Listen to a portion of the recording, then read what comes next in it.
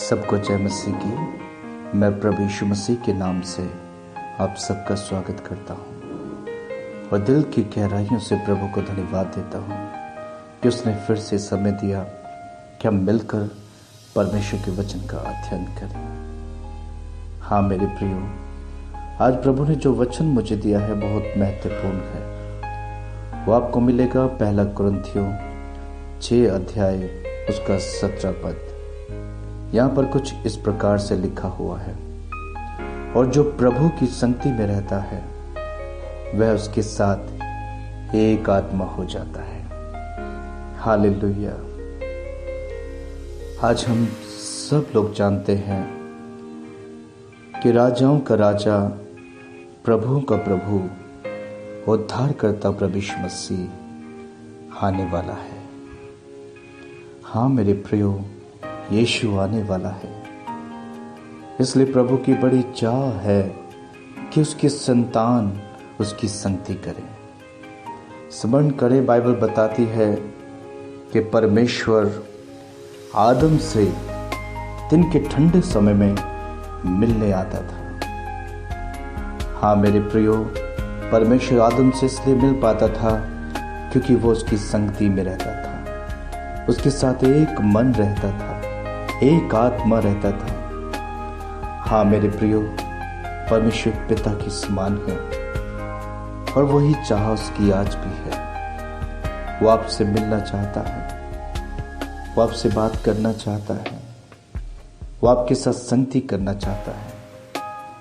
मेरे प्रियो, उसकी संगति वही कर पाएगा जिसने संसार से अपने मन को हटा लिया हो, संसार की अभिलाषाओं से अपने मन को हटा लिया हो, जिसकी आत्मा में आभास हो चुका हो कि मेरा पिता, मेरा दुल्हा मुझे लेने के लिए आ रहा है। वो हर एक संभव कोशिश करेगा कि वो अपने पिता के साथ एक आत्मा हो जाए। हाँ मेरे प्रियो, बाइबल कहती है परमेश्वर तो एक आत्मा है, आवश्यक है कि उसकी आराधना करने वाले आत्मा और सच्चाई से उसकी आराधना करें। मेरे प्रियो, हम मनुष्य को धोखा दे सकते हैं, मनुष्य के जीवन में हम गड़बड़ियां कर सकते हैं, मनुष्य की नजरों से हम बच सकते हैं, पर मेरे प्रिय लोगों, हम परमेश्वर को धोखा नहीं दे सकते, हम परमेश्वर को नहीं लूट सकते, हम परमेश्वर की आंखों से ओझल नहीं हो सकते। इसलिए दाऊद कहते हैं, चाहे मैं अधोलोक में क्यों न कर जाऊं, तब भी तू मुझे वहां पर देखता है। चाहे मैं सबसे ऊंचे आकाश में चढ़ जाऊं, तब भी तेरी दृष्टि वहां पर लगी रहती है। मेरे प्रिय, ऐसा कोई स्थान नहीं जहां परमेश्वर न देख सके। तो हम क्या सोचकर संसार में जीवन को जी रहे हैं? क्या हमें संसार की संगति अधिक प्रिय है, जो कुछ पल के लिए हमारे साथ है, थोड़े पल के लिए वही हमसे दूर हैं, वही हमारे विरोध में हो जाते हैं? ये समय प्रभु के साथ अपने रिश्ते को ठीक करने का है। हाँ मेरे प्रियो, राजाओं का राजा आने वाला है। 1 यूहन्ना 2 अध्याय उसका 28 पद ऐसा बताता है, अतः हे बालकों, उसमें बने रहो कि जब वह प्रकट हो तो तुम्हें हियाव हो और हम उसके आने पर उसके सामने लज्जित ना हो। हाँ मेरे प्रभु के धन्य लोगों, प्रभु चाहता है हम उसमें बने रहें। और किस प्रकार बने रहेंगे? जब हम उसकी संगति करेंगे, उसके वचन का पालन करेंगे। हाँ मेरे प्रियो, प्रकट होने वाला है और हमें किसी के सामने हियाव तब होता है जब हम उसकी आज्ञाओं को मानते हैं। जब हम सांसारिक माता पिता को देखते हैं, जब हमारा पिता हमसे पानी मांगता है तो हम उसे पानी देते हैं।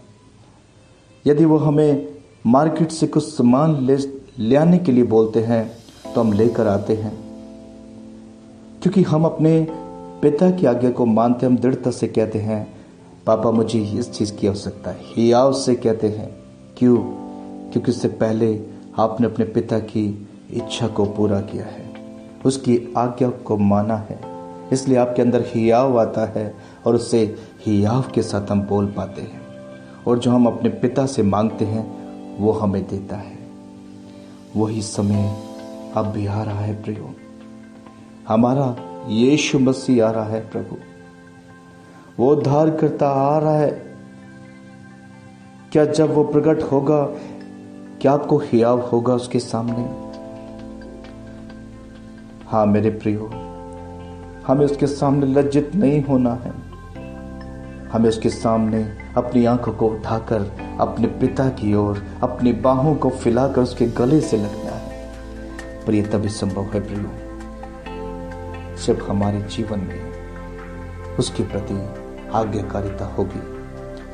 आज्ञाकारिता ही हमें परमेश्वर के करीब लेकर आती है। पहला यूहन्ना 3 अध्याय उसका 21 से 22 पद में ऐसा लिखा है, हे प्रियो, यदि हमारा मन हमें दोष न दे तो हमें परमेश्वर के सामने हियाव होता है, और जो कुछ हम मांगते हैं वह हमें उससे मिलता है, क्योंकि हम उसकी आज्ञाओं को मानते हैं और जो उससे भाता है वही करते हैं।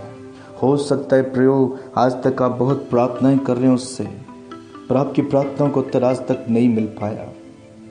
हो मेरे प्रियो, आपने बड़े उपवास रखे हो ताकि आपकी विनतियां सुनी जाएं, पर आज तक आपकी उपवास का उत्तर आपको नहीं मिल पाया। कारण एक है, क्योंकि हमारे मन में दोष भरा हुआ है।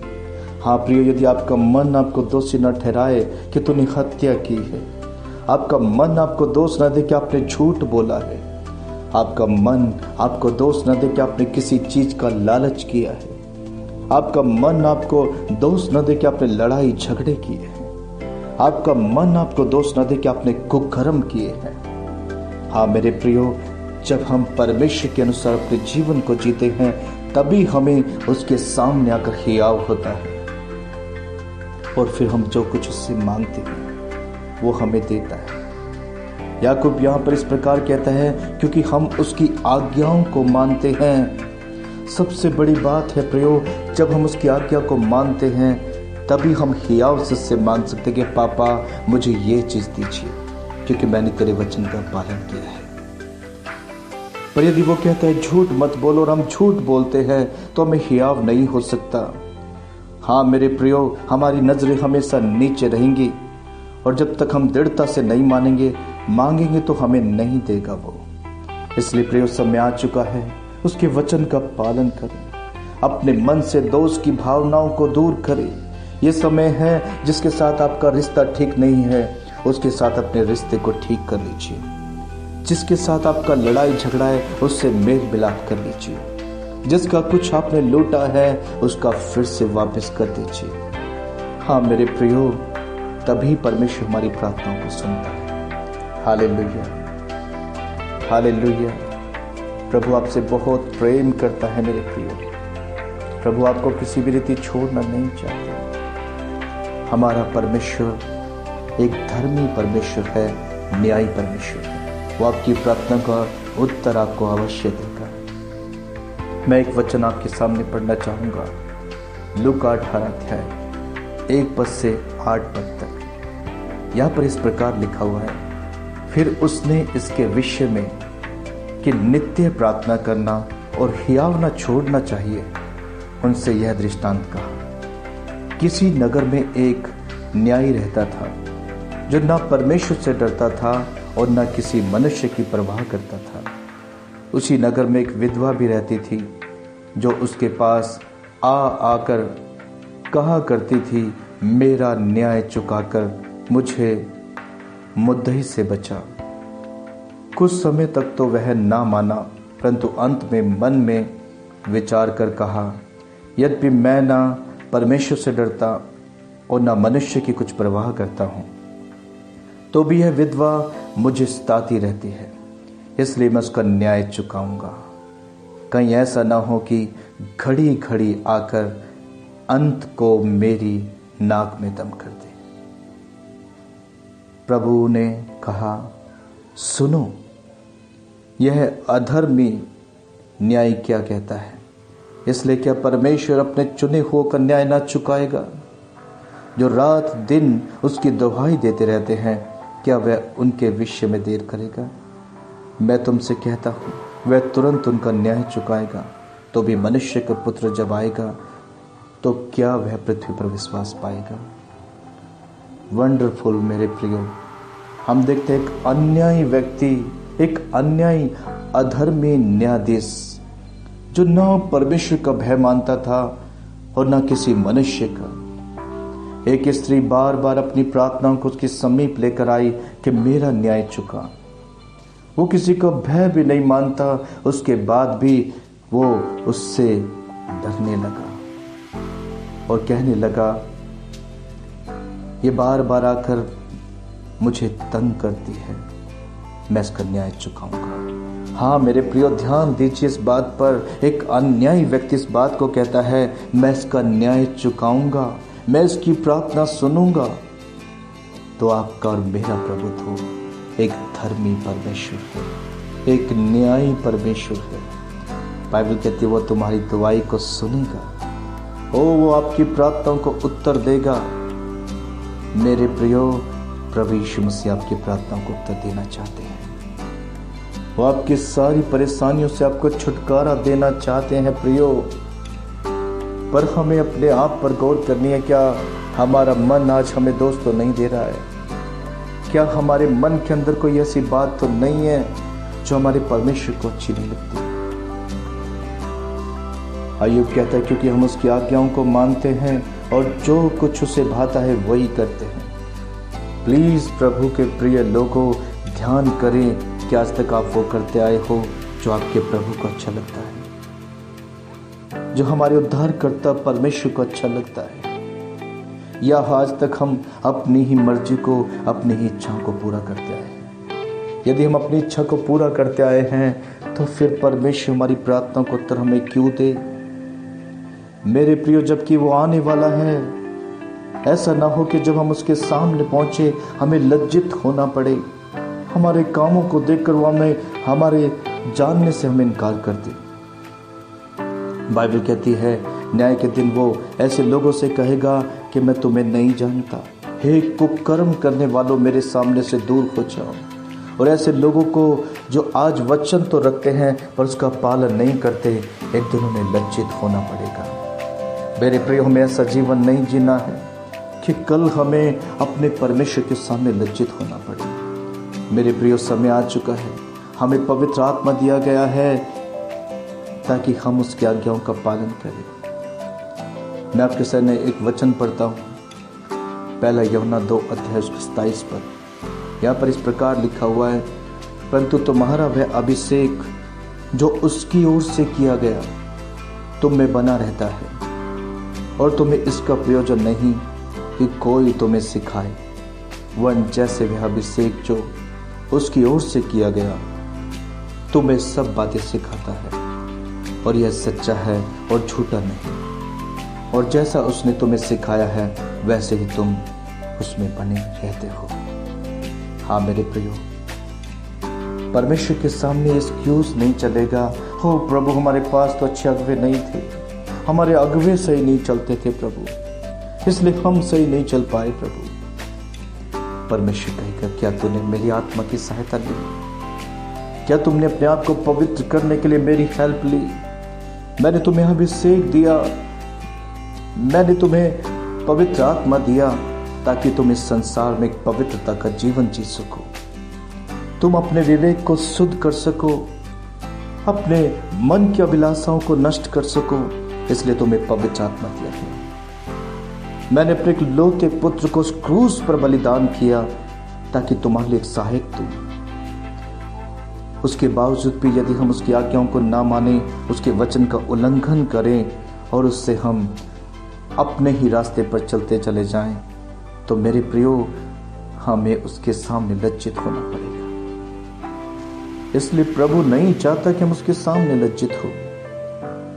मेरे प्रियो, आज वो समय है कि हम परमेश्वर के नजदीक आ जाएं, हम परमेश्वर में बने रहें, क्योंकि पहला यूहन्ना 3 उसका 7 ऐसा कहता है, हे बालकों, किसी के भरमाने में ना आना, जो धर्म के काम करता है वही उसके समान धर्मी है। हाँ मेरे प्रियो, स्मरण करें आपके काम कैसे हैं आज। क्या आप सच में यीशु मसीह के समान चल पा रहे हो?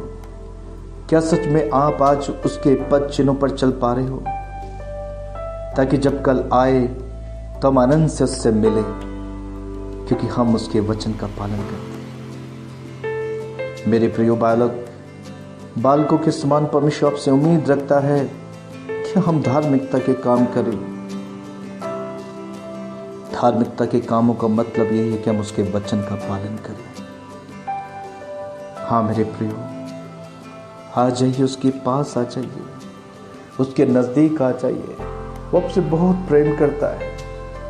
हो सकता है आज तक हमने गुनाह का जीवन जिया हो, आज तक हमने उसके हृदय को तोड़ा हो, पर आज वो समय आ चुका है जब वो आपको बुला रहा है। हाँ मेरे प्रियो, वो आपसे बहुत प्रेम करता है।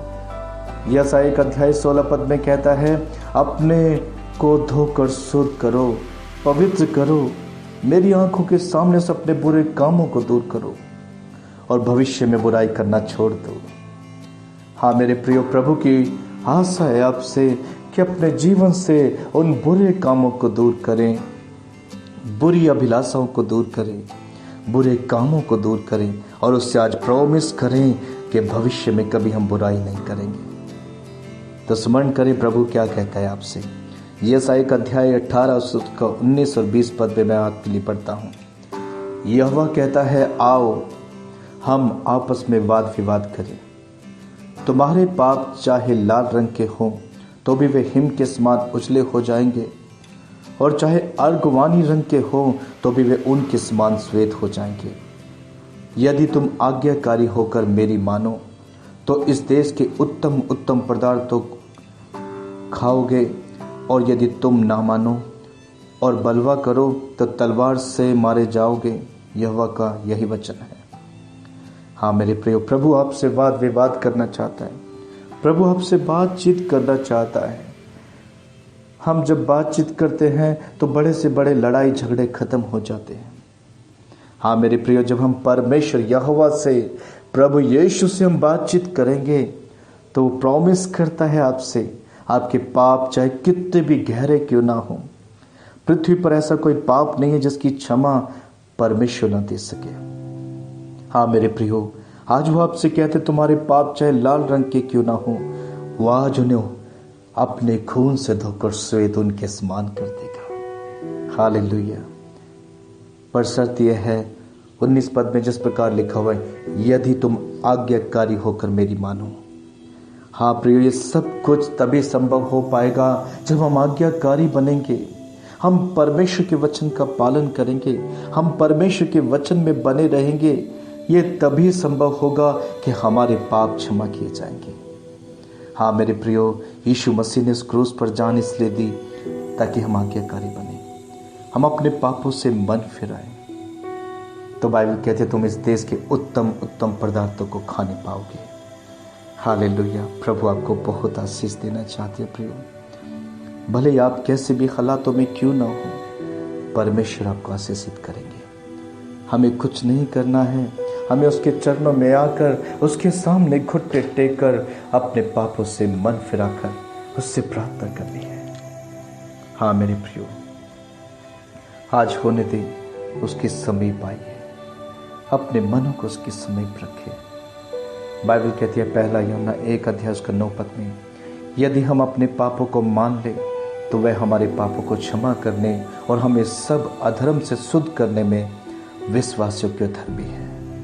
हाँ मेरे प्रियो, प्रभु धर्मी परमेश्वर है। यदि आज हम अपने पापों को उसके सामने मानते हैं तो वो हमें अपने खून से धोकर शुद्ध करेगा और हमें अनंत जीवन के लिए तैयार करेगा। हाँ मेरे प्रियो, आ जाइए उसके करीब, छोड़ दे संसार की बातों को। यीशु आपको आशीष देना चाहता है। हाँ मेरे प्रियो, प्रभु नहीं चाहता कि हम दुखों में पड़े रहें, आप तकलीफों में पड़े रहें। अनाज्ञाकारिता के कारण हम इस संसार में बहुत दुख उठाते हैं प्रियो। आदम ने परमेश्वर की आज्ञा को तोड़ा और दुख उठाया, आंसू बहाए, तकलीफें सही, पर जब हम आज्ञाकारी बनते हैं परमेश्वर हमें आशीष देता है। आइए मेरे प्रिय उसके सामने घुटने टेके आज अपने पापों से मन फिराकर उसे अपना जीवन सदैव के लिए दे दें और आज उससे प्रॉमिस करें कि प्रभु हम तेरे वचन में बने रहेंगे। प्रभु आपको आशीष दे। आइए मैं आपके लिए प्रार्थना करता हूँ। प्यारे प्रभु, ये तेरे प्यारे लोग प्रभु जो इस वचन को सुन रहे हैं प्रभु, हाँ प्रभु, ये बहुत पीड़ित हैं प्रभु। संसार में अपनों ने इन्हें ठोकरें दी प्रभु, दुख दिया, तकलीफें दी परमेश्वर, पर आज वो समय आया है प्रभु कि आप इन्हें आनंद दी। बाइबल ऐसा बताती है, संसार में तुम्हें कलेश मिलता है, पर ढाढ़स बांधो, मैंने संसार को जीत लिया है। हाँ मेरे प्रभु, आज इन्हें शांति दे, इन्हें हियाव दे परमेश्वर, इनके दुखों से इन्हें छुटकारा दो प्रभु। बाइबल कहती है वो टूटे हुए मन को तुच्छ नहीं जानता। आज इनका मन प्रभु आपके सामने खुला हुआ है प्रभु, ये रो रहे हैं प्रभु, इनके आंसुओं को पोंछ दो प्यारे परमेश्वर। आज से प्रभु आज्ञाकारी बनने पाए पिता परमेश्वर, संसार की हर एक बातों से इन्हें बचा कर रख प्रभु, महामारियों से इन्हें बचा पिता। हमारे देश पर तो दया कर, हमारे देश के प्रधानमंत्री, राष्ट्रपति, कैबिनेट मंत्री और प्रभु हमारे देश के हर एक अधिकारी पर दया कर, सबके पाप क्षमा कर और सबका उद्धार करो प्रभु, सबको आशीष दो प्यारे पिता परमेश्वर। ऐसी मेरी प्रार्थना है। ये फूलें फले और पृथ्वी पर भर जाएं प्रभु जी, ऐसी मेरी प्रार्थना है। धन्यवाद प्रभु प्रार्थना सुनने के लिए। यीशु मसीह के नाम से मांगते हैं, आमीन। God bless you. प्रभु आपको बहुत आशीष दे। प्रभु यीशु मसीह में मेरे प्रिय मित्रों, यदि आपने इन वचनों के और प्रार्थना के द्वारा अपने जीवन में आशीष व चमत्कार पाए हैं तो हमारे प्रार्थना भवन पर संपर्क करें। हमारा प्रार्थना भवन का नंबर है 9990777570। आप अपने प्रार्थना निवेदन हमें ईमेल के द्वारा भेज सकते हैं। हमारा ईमेल एड्रेस है rozkamanna@gmail.com।